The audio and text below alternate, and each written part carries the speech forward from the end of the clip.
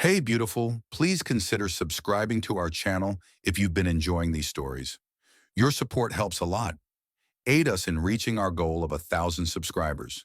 The salvage vessel Virexel Prime moved silently through the void, its hull etched with the scarring of 1,000 light-years traveled. Inside, cold sterile corridors echoed with the hum of systems older than many of the crew's lifespans. For Dravzek, the quiet was comforting. He preferred the silence of machines and data over the noise of conversation. Especially now, standing before the sealed door of an ancient Terran cryo vault buried in the wreckage of a drifting human battleship. The human ship, Resolute Dawn according to faded insignia and archived data, had been floating dead for over 3 centuries. Most of its systems had long since shut down. What remained was a husk of metal and silence, gutted by time and micrometeoroids. Yet here in the lowest deck, power still pulsed through one chamber, faint but persistent. And at its core was a pod. Dravzek ran a narrow digit across the surface of the console, brushing aside a layer of frost. The interface was archaic but decipherable. He keyed in a few commands, prompting the vessel's translation matrix to interpret. Behind him, Kel'Thuz's paced impatiently. "This is a waste of effort," Kel'Thuz muttered, his voice a rasp through the translator attached to his throat. "Even if there is a human in there, he'll be brain-dead from stasis rot. If not mad from isolation." Dravzek didn't answer immediately. He studied the readouts, life signs faint but stable. More stable than any stasis chamber he'd ever encountered. That alone was worth a dozen research grants. He's alive. Fully intact. Heart rate normalized, neurological functions within human parameters, Dravzek said at last. This pod shielding is extraordinary. Adaptive AI compensating for long-term entropy. The fact that this chamber still draws power after 300 years is terrifyingly efficient. Kel'Thuz snorted, adjusting the brace on one of his spindly legs. Terrans were blunt tools, not engineers. Probably some fluke of construction. You've seen the footage. They were savages in armored suits, killing anything that looked at them sideways. Dravzek glanced at the stasis pod. Frost coiled lazily around the seams as the internal systems continued their eternal vigil. Within, a man lay still, massive by Jalari standards, his chest rising and falling in a slow, unnatural rhythm. His frame was encased in a reinforced suit, the kind built for planetside war zones, now partially disassembled by time. His face was unshaven, angular, scarred. He looked dangerous. "This one wasn't just a soldier," Dravzek murmured. "Look at the markings, Captain. Possibly Black Ops. He volunteered for CRYO before the collapse. That's assuming he even remembers who he is. Or what century it is." Dravzek hesitated.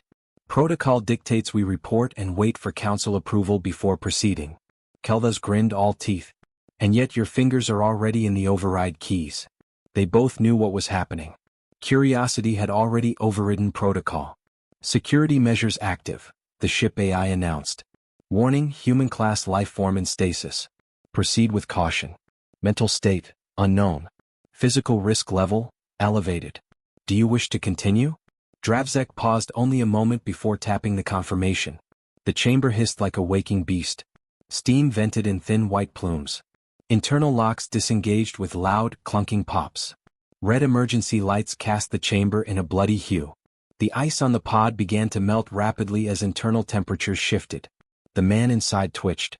Then his eyes opened. They glowed faintly, a side effect of cryo-adapted retinal serum, Dravzek knew, but it still made the moment feel mythic. The human blinked slowly, coughed once, then sat up with mechanical precision. His gaze swept the room, landing on the 2 Jalari. A moment passed. Then another. "Where the hell am I?" His voice was rough, cracked from disuse but unmistakably strong. Kel'Thuz flinched. Dravzek stepped forward slowly, hands raised in a universal gesture of peace.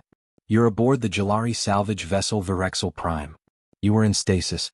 You've been asleep for a long time." The human squinted, brow furrowed. "Status report. Last known position, Earth Colonial Orbit, Sector Delta Echo 19. Year, 2139. Mission designation, Opal Shield. Crew count, 179. Where's my team?" Dravzek exchanged a glance with Kel'Thuz. "I'm sorry," he said gently. "It is now the year 4772 by Terran standard. Your ship was lost in action during the closing stages of the war. We recovered no other survivors. The human looked down at his hands, flexed his fingers, then clenched them into fists. He stood, slowly towering over both aliens. I was cryoed for mission extension. I wasn't supposed to sleep that long. Why didn't anyone wake me? You were forgotten, Dravzek said honestly. Your vessel drifted in deep orbit. We only discovered you 2 cycles ago. The man nodded once, then looked around. Captain Reynard Locke. United Terran Forces. Clearance Black 3. I need access to a secure channel. There is no Terran command anymore, Kel'Thuzz said. Your Earth, it was destroyed. Orbital bombardment. Flash burn. It's a graveyard. Locke didn't react at first. He just stared as if trying to process static. Then he reached up and removed the last bits of tubing from his arm. How many Terran colonies still exist? Dravzek hesitated. None confirmed. Scattered remnants at best. No unified government. Most species assumed your kind had gone extinct or fled into uncharted space. Locke exhaled, slow and controlled. So I'm it. You might be the last of your kind, Kel'Thuzz offered almost smugly. You should be honored. A walking relic. Locke turned to him. Say that again. Kel'Thuzz laughed. I said you're a relic. Something to study. Fossilized violence. Locke moved faster than any Jalari sensor could have predicted. One moment he was standing still, the next his hand was around Kel'Thuzz's arm. There was a sickening crunch as bones snapped like dry reeds. Kel'Thuzz howled and collapsed to the ground. Dravzek shouted, Stop. Locke released the arm instantly. Instinct. He threatened me. That was not a threat. That was a verbal provocation. He's lucky I didn't treat it like one. Kel'Thuzz hissed, cradling his broken limb. Dravzek moved between them, holding a scanner in one hand and his other palm out. Captain Locke. Please. We're not your enemy. We only wanted to learn. Locke's breathing slowed. He rubbed a hand over his face. Not myself yet. Sorry. Cryo disorientation. Dravzek scanned Kel'Thuzz, confirming a fracture but no permanent damage. He silently summoned a med drone. You shouldn't have woken me, Locke said softly, watching as the drone floated in. Dravzek looked up. Why? Because I was made for war, Locke replied, voice low and without pride. I volunteered for that pod knowing I wouldn't come out unless things got worse. No one wakes a man like me unless they need something broken. Dravzek studied the human closely. The musculature, even at rest, suggested enhanced strength. The cryosystems hadn't just preserved him, they'd improved him. Serum fusion. Bone density recalibration. Probably even adrenal balancing. Locke didn't seem angry anymore. He just looked tired. You said Earth is gone, he said finally. Yes. Then I want to see it. Whatever's left. We can arrange that. Locke nodded slowly. He stepped down from the pod platform, adjusting the remains of his uniform. His boots echoed on the deck like hammer strikes. You said this was a salvage ship, he asked. Correct. Then let's salvage something useful. Maybe the past. Maybe me. As he walked past Dravzek, the scientist felt something strange. Not fear exactly, but the gravity of a storm barely held in check. Captain Reynard Locke was not a man who belonged to this quiet, academic age. He was from a time of fire and steel. And now he was awake. Reynard Locke sat in silence, eyes locked on the projection of Earth's last recorded image. A grainy, blue-white orb consumed by crimson detonations, its surface boiling in concentric shockwaves. The feed ended with static. No sound. Just the quiet hum of the Jalari archive chamber around him. He hadn't said a word since the projection began. Dravzek stood nearby, unsure whether to speak. This wasn't the kind of grief the Jalari knew how to navigate. His people understood the loss of data, of artifacts and timelines. But this was blood deep. A homeworld, a species. A culture erased not by decay but by fire. Reynard finally exhaled. That was the Sagan ring, he murmured, pointing at a blur of scorched atmosphere. Used to be a space elevator. I was stationed there during the Saturn drills. Whole damn thing was one misfire away from collapse even before the war hit full tilt. He leaned back in the stiff Jalari chair, legs spread wide, hands draped loosely over his knees.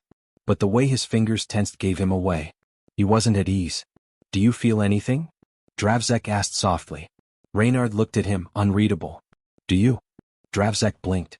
I know what you meant, Reynard interrupted. His voice had a tired edge, more worn than hostile. You want to understand what it's like to see your world turn to ash. I get it. You study things. You're a scholar. That's your way of dealing with the chaos. He stood and walked slowly around the archive chamber, eyes trailing over the holographic displays of long-dead ships and fragmented Terran languages. You don't feel what I feel. You can't. And I don't expect you to. But if you want to learn something, here's your first lesson. Humans didn't survive because we were the smartest or the fastest. We survived because we adapted. Even when it hurt. Dravzek noted the shift. Reynard's posture straightened. The emotional turbulence was folding inward, being converted into something harder, more focused. Are you saying you'll adapt to this time? Dravzek asked carefully. I'm saying I have to. The door to the archive opened with a soft chime. Keldas entered, his arm fully encased in a sleek medical brace. His gaze landed immediately on Reynard. The temperature in the room dropped, or perhaps it only felt that way. Keldas didn't speak at first. He walked to the console, tapped a few commands and brought up a new projection. Schematics, rotating and annotated in Jalari script. Some sort of biomechanical construct. Enough memory lane indulgence, Keldas said coldly. The council demands full analysis of the human's combat capabilities. If he's to remain aboard, he must be catalogued, measured, evaluated for potential strategic application. Reynard raised an eyebrow. You want to run tests on me? You're a potential threat. A relic of war. Of course we do. Dravzek stepped forward, frowning. He's not a test subject. He's a sentient being. A survivor. And if he snaps again? Keldas shot back. We have no means of restraining him. The last time he was provoked, I spent 3 cycles in reconstructive therapy. Reynard smiled faintly. To be fair, you opened your mouth first. Keldas scowled but tapped the screen again. The image shifted to a large chamber within the ship's lower decks. This is the kinetics hall. Originally for drone stress testing and environmental simulation. It's been retrofitted for containment scenarios. If the human cooperates, we can assess his threat level in a controlled environment. Dravzek looked to Reynard, silently asking. Reynard shrugged. Fine. Let's do it. Better than sitting around watching my planet die again. Within the hour, the room was prepared. Reynard stood in the center of a wide metallic chamber surrounded by translucent force field walls. High above, Jalari technicians adjusted scanners, calibration nodes and translation feedback. Dravzek watched from the observation deck while Keldas dictated parameters into a recording array. Begin with static force resistance, Keldas announced. Deploy test object, impact core. A cylinder the size of a cargo crate descended from the ceiling, glowing faintly with kinetic energy. At rest it weighed 500 kilograms. Reynard didn't flinch. Catch it, came the command. The crate dropped without warning. In the instant before impact, Reynard stepped forward and caught it midair with a solid thud. His boots skidded slightly but he held. Dravzek blinked. No exosuit. No augment field. That's raw muscle. Keldas said nothing, his expression tightening. Increase weight, he ordered. Over the next hour the crate grew heavier, faster, more dangerous. Reynard caught every drop. One he even caught blindfolded, when the light systems were disabled as part of a reflex calibration trial. Not once did he miss. Not once did he complain. Then came the drone test.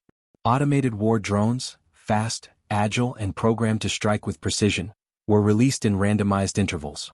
Reynard didn't just dodge them. He dismantled them. With his hands. One he caught mid-flight and hurled into another at such speed the two fused on impact. Another he simply grabbed, crushed into scrap and tossed aside like garbage. His reaction times exceed baseline Jalari pilots by 3-fold, Dravzek whispered, almost in awe. And that's without neural integration. He's operating on raw reflex. Keldas leaned closer to the glass, the flickering reflections dancing across his sharp features. This is what the Terrans were? How did they ever lose? Dravzek didn't answer. Reynard stood in the chamber below, breathing evenly, barely winded. Surrounded by broken drones, scrap metal and silence. Then he looked up. Right at the observation deck. Keldas flinched. Later, in the debriefing room, Reynard sat alone with Dravzek. He had been offered food and water, both accepted politely but barely touched. You're not surprised, Dravzek said, by any of this. Reynard leaned back in the chair. They made us for it. Last generation augmentation program. The kind they stopped talking about in public. They wanted soldiers who didn't need sleep, who could take a hit from a drop cannon and keep running. I was part of Project Helios. Most of us didn't survive the treatments. Dravzek studied him. You're not angry about what they did to you? Reynard looked up, his eyes colder now. No. I volunteered. Earth was bleeding. Colonies were falling. You do what you must to hold the line. Besides, it worked, didn't it? The door hissed open. A technician stepped in, hesitant. Apologies. Counselor Keldas requests the human's presence in the war archive. Reynard stood without a word. Dravzek followed, more from instinct than invitation. The war archive was dim, walls lined with still images of battlefields from 100 worlds. Some alien, some unmistakably human. Reynard scanned them briefly, then found Keldas waiting beside a display table. What's this? Reynard asked. Keldas tapped the controls. A 3D model of a creature emerged, sleek, black, spined with quills. A void spawn. These attacked one of our fringe outposts last cycle. We lost 4 cities before the storm shields activated. If they return, we won't have time to rebuild. Reynard studied the creature. Its profile suggested speed and agility, but he noted the exposed thoracic cavity behind the first set of mandibles. A weak point. You're showing me this because you want me to fight. Keldas nodded. We don't have soldiers. Our people evolved beyond war. We rely on automation and strategy. But the void spawn adapt. They breach faster every time. So now you want a weapon? No. We want a deterrent. Reynard laughed softly. There's a difference? Keldas didn't answer. Reynard stepped back, folding his arms. You judged me the moment I woke up. Called me primitive. Savage. And now, because I'm stronger than your machines and faster than your drones, I'm useful. You're dangerous, Keldas said flatly. But yes, now you're necessary. Dravzek stepped forward. You don't have to decide now. But understand, our people won't survive another wave alone. We need someone who understands what war really is. Someone who doesn't flinch from the fire. Reynard said nothing. His gaze drifted back to the image of Earth from earlier. The memory of that burning planet hung behind his eyes like an afterimage. When I woke up, he said quietly, I thought I was the last human. Maybe I still am. But if I am, then I'm also the last weapon we ever built. Keldas tilted his head. Is that how you see yourself? Reynard's voice was steady. I'm trying to figure that out. The room fell quiet. No one spoke for a long time. Then the archive lights dimmed further, signaling incoming power conservation protocols. Reynard turned to Dravzek. Tell me everything you know about the void spawn. The scientist nodded slowly. I will. And as they exited the archive together, Keldas watched them go, silent and thoughtful. He didn't trust the human. But perhaps, just perhaps, that wasn't necessary. Not yet. The training deck had been cleared for the first time in 2 decades. All non-essential crew were locked out, and observation drones hovered silently, their lenses trained on the singular figure standing at the center of the arena. Reynard Locke stretched one shoulder until it popped, rolled his neck and flexed his hands. The air was heavy with sterilized metal and electric tension. Dravzek stood at the command interface, uneasy but silent. Keldas paced behind him like a predator without teeth, impatient and muttering to himself. The council had approved a limited demonstration of Reynard's combat viability against synthetic void spawn simulations, despite several members objecting on ethical grounds. But ethics rarely prevailed when survival entered the conversation. The arena shimmered. Holographic walls solidified into a replicated battlefield, dense, warped terrain from the Churas outpost siege. Barren, jagged stone. Low visibility. A cold wind, simulated but sharp, began to sweep across the chamber. Reynard crouched briefly, placing one hand on the ground. Nice setup. Almost smells real. Dravzek tapped the control panel. We based it on telemetry from the last surviving scout drone. Everything except the blood. You're optimistic, Reynard muttered. Keldas spoke into the intercom, voice thin and amplified. We'll be releasing a Class 4 void spawn simulation. Combat programming is randomized. No lethal constraints. Engage at will. Understood, Reynard replied. He didn't look up. From the shadows of the simulation, a shape emerged, massive, insectoid, plated in razor-edged carapace. Its limbs clicked unnaturally, and its mandibles hissed open, revealing inner jaws lined with translucent teeth. Its eyes glowed, not with intelligence, but with hunger scripted into its code. It charged. Reynard didn't move until it was within 10 meters. Then he surged forward, not dodging but intercepting. His foot slammed into the ground with such force that the floor cracked beneath him. He leapt, shoulder first, into the beast's path. The collision was thunderous. The void spawn simulation reeled back, stumbling. Reynard landed low and twisted, catching one of its legs with a sweep. The creature toppled awkwardly, lashing out with a bladed forelimb. He ducked, caught the limb under his arm and twisted. The synthetic metal shrieked as it tore free. "He's dismembering a Class 4 without range support," Dravzek whispered, stunned. Kelda said nothing. The simulation adapted. The void spawn released a burst of corrosive mist from its thorax, covering the immediate area in toxic vapor. Reynard vanished in the cloud. For a moment all they saw were shadows. Then a figure burst through, covered in residue, coughing but unbroken.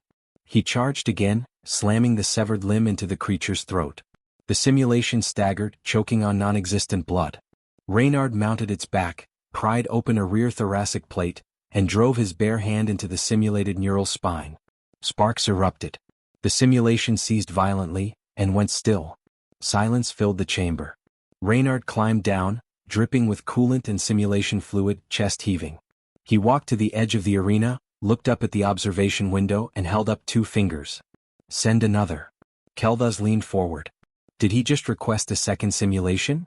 Dravzek hesitated. "He's escalating himself." "Then escalate the test," Keldaz snapped. "Pair 2 Class V drones. Add an environmental hazard.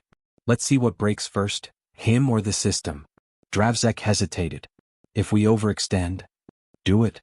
Another simulation initialized. This time the terrain shifted. Partial gravity failure, unstable ground, lower light spectrum. The next 2 void spawn were faster, sleeker, born of newer designs and more vicious algorithms. They dropped into the field and scattered, flanking tactics already running. Reynard didn't wait. He sprinted forward, using broken debris for cover. When one of the drones leapt at him from above, he met it in midair, shoulder slamming into its chest. They crashed together and the floor gave way beneath them. The system compensated for the new damage. Dravzek adjusted the camera feeds. He caught flashes of movement. Reynard rolling under a sweep, hurling metal shards as improvised weapons, striking with surgical precision. The second drone pursued, its tail spike narrowly missing his back. He caught it by the tail and dragged it off its feet. The feed went static. For 20 seconds there was only silence. Then one of the drones launched back into view, missing an arm, tumbling through the air like discarded scrap.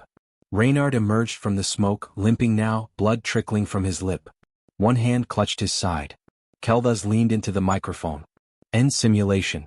Now." "No," Reynard growled through gritted teeth. "I'm not finished." The remaining drone reared, shrieked, and pounced. Reynard didn't dodge. He waited until it was inches away, then stepped into the lunge and grabbed its head. With a roar that echoed through the chamber, he slammed it into the floor hard enough to crack the reinforced plating. Then again. Then a third time. When it stopped moving, Reynard stood over it, chest heaving, bruised and battered. But he remained upright. The chamber powered down. Simulations faded. Gravity normalized. Medical drones rushed to the field, but Reynard waved them off. "I said I'm fine." Dravzek raced down from the control deck. When he arrived, Reynard was seated on a chunk of broken drone armor, wiping his face with a torn sleeve. "That was beyond the design test parameters," Dravzek said quietly. "I know. You could have died." "I know that too." Dravzek hesitated. "Then why did you ask for more?" Reynard looked up at him, eyes bloodshot but focused. "Because I needed to know. I needed to see if what they put in me still worked. And if it scares you, good. It should." Dravzek sat beside him, careful not to touch him. "It doesn't scare me. But it unsettles me. Not your strength, the way you carry it." Reynard laughed softly. "That's the part they trained. The part that doesn't forget." They sat in silence for a long while. Eventually Dravzek asked, "What did it feel like?" "Killing them." Reynard thought about it. "Like muscle memory. I didn't think. I reacted. That's the part that bothers me. I didn't feel anything. Would you want to?" Reynard didn't answer. Later that evening, the council convened to review the data. Kelda stood at the center, gesturing to the footage with barely concealed satisfaction. "You've seen the results. A single unarmed human outperformed our best combat simulations. He isn't a soldier, he's a biological weapon. And more importantly, he chooses not to attack us. That, I believe, is the true asset." Pause. "Or the true danger." Dravzek stood then. "Captain Locke is not an asset. He's not a tool and he's not a dormant threat. He's a man. One you woke from the grave of a dead war. You don't get to shape what he becomes just because you're afraid. One counselor leaned forward. And what will he become? Dravzek didn't answer. The vote was inconclusive. Locke would not be imprisoned, but neither would he be given full autonomy. He was to remain aboard, monitored but unrestricted in movement. A compromise forged from uncertainty. That night, Reynard stood alone at one of the viewing decks, staring out into the black. Stars glittered like scars across the void. Behind him, the hum of the ship's systems pulsed like a distant heartbeat. Dravzek approached quietly, offering a steaming mug of something resembling coffee. Reynard took it with a grunt of thanks and sipped. Tastes like engine oil. Dravzek smirked faintly. Better than recycled solvent. They stood in silence. How many void spawn are out there? Reynard asked. Thousands. Colonies estimate more. No one knows where they originate. Only that they appear at random and adapt with terrifying speed. And your people can't fight them? We weren't built to. Reynard finished the mug and set it down on the edge of the console. I was. You're not alone anymore, Dravzek said. Reynard glanced at him. Aren't I? Dravzek didn't reply. He knew the weight of that question couldn't be softened with words. Not tonight. Behind them, the ship drifted onward through the stars. In the quiet that followed, a soft tremor rolled through the hull, barely perceptible. The ship's systems flickered once, then corrected. Dravzek frowned. That wasn't routine. Reynard had already turned, body tense. Something's wrong. A red light began flashing down the corridor, accompanied by a distant klaxon. An automated voice followed. Unidentified vessel detected. Proximity alert. Hull breach imminent. Reynard didn't wait for details. Where's the breach? Dravzek activated the nearest console. The display lit up, showing a tear in one of the maintenance bays. Reynard was already moving. As the alarms intensified, and the ship's corridors filled with the low thunder of distant motion, Dravzek followed him into the growing storm, heart pounding. They had tested the human. But now the real test had arrived. The corridor lights flickered to red as Reynard sprinted toward the breach. Sirens wailed in pulses, echoing down the tight metallic halls, louder than anything else aboard the Verexel Prime. The floor vibrated beneath his boots, steady, rhythmic, like the approaching footsteps of something colossal. Behind him, Dravzek struggled to keep up, voice caught somewhere between urgency and disbelief. The ship's sensors confirmed it, void spawn. Not simulated. A real incursion. One vessel. No known registry. No distress signal. Reynard didn't slow. How many boarded? At least 6 biologicals, Dravzek replied, panting. No visual confirmation yet. We've locked down the lower levels, but they're breaching faster than expected. Then you're too late, Reynard muttered. They're already inside. He rounded a corner and came to an abrupt halt. A bulkhead door had collapsed inward, steam pouring from its fractured frame. The hull breach had torn a jagged hole through the maintenance bay, and through it black movement writhed. Inhuman limbs clung to the walls and ceiling, elegant in form, grotesque in motion. Chitinous armor glistened in the emergency lights. One void spawn was halfway through the breach, its spines vibrating with anticipation. Reynard reached to his side. No weapons, no gear, just his fists. The void spawn saw him and hissed, a sound like burning wires. It lunged. He moved first. His shoulder collided with its chest and drove it backward into the wall. Bones snapped. It shrieked and flailed, trying to twist its serpentine body around him, but Reynard grabbed 2 of its limbs and pulled in opposite directions. The scream it made was sharper than sound. His chest cavity collapsed like wet paper and it fell, twitching. More skittered through the gap. He counted 5. The lead one was larger, clearly a command strain. Its mandibles glistened with corrosive secretion. Reynard stood tall, blood trickling down his forearm. I hope your friends hit harder, he said. Then he charged. The bay erupted into chaos. Reynard was a storm in motion, every movement efficient, brutal. He ducked beneath a slicing claw, drove his elbow into the creature's face, then spun and shattered a leg at the joint with a low sweep. Another came from behind. He twisted, caught its throat with both hands, and drove it into a console hard enough to rupture its cranial shell. Acid hissed against the panel. Sparks flew. Alarms screamed louder. But they were learning. The command strain roared, and the 2 remaining creatures adjusted. Their attacks became coordinated. One fainted high while the other slashed low. Reynard dodged, barely, taking a slice across his ribs. He grunted but didn't fall. Pain meant little now. Pain had been engineered out of him long ago. One lunged. He grabbed its wrist and spun it into the other, locking them together, then used his weight to pin both against the support beam. His muscles burned with exertion. The support groaned under the pressure. He growled and twisted. Something tore. Both creatures went limp. He turned to the command strain. The hallway behind it was silent. Dravzek emerged, panting, wide-eyed. "That's the last one," Reynard said, breathing hard. "No," Dravzek said, voice tight. "That's the decoy." They both turned. A second breach alarm sounded from a level above. The true strike force had entered through a secondary conduit, bypassing the decoy entirely. The main core. The power heart of the Virexel Prime. Reynard was already moving. Dravzek followed, cursing himself for not seeing it sooner. The first wave had been a test, to see if the ship would deploy its strongest defense early. It had. And now the rest would target what couldn't be replaced. The command center. As they reached the next level, the lights began flickering in bursts. The environmental control system stuttered. Pressure fluctuations hit hard and fast. A console exploded nearby, spraying sparks across the walkway. Reynard ignored it. The door to the central chamber was open. The council had already evacuated. The only thing left in the room was the core, humming, bright, volatile, and two void spawn crouched beside it, limbs extended toward the interface.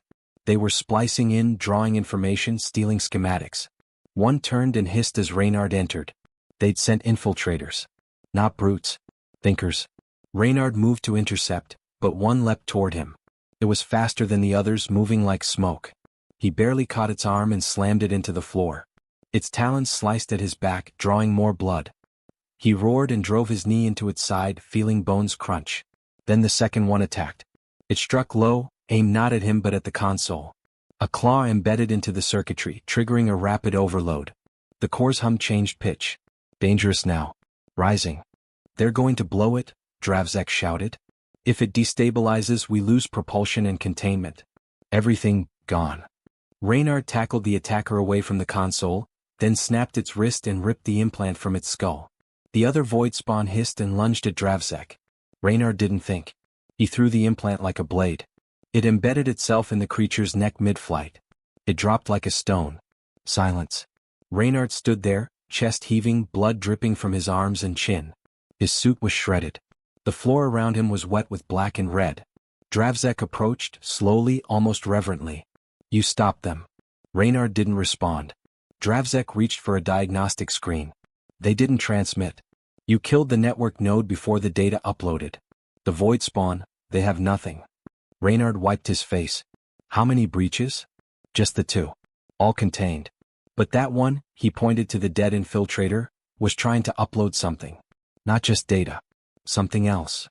"Coordinates," Reynard guessed. "For the next ship. Or the next 100. "They'll be back," Dravzek said. Reynard nodded. "Let them." Later, the council gathered again, this time not in a hall, but on the bridge, the smell of burned circuits still lingering. The atmosphere had changed. Not one of caution, but of decision. Kelda stood stiffly, arms folded, but his expression betrayed his calculations. He had witnessed something that altered the equation. "We can't afford to treat you as a variable anymore," he said. "We saw what you are." Reynard leaned against the console, still bleeding slightly, his face bruised but composed. "I told you. You woke something that was never meant to walk through peace." "We disagree," Dravzek said quietly. "You walked through war, and didn't bring it with you. Until it found you first." Kelthus turned.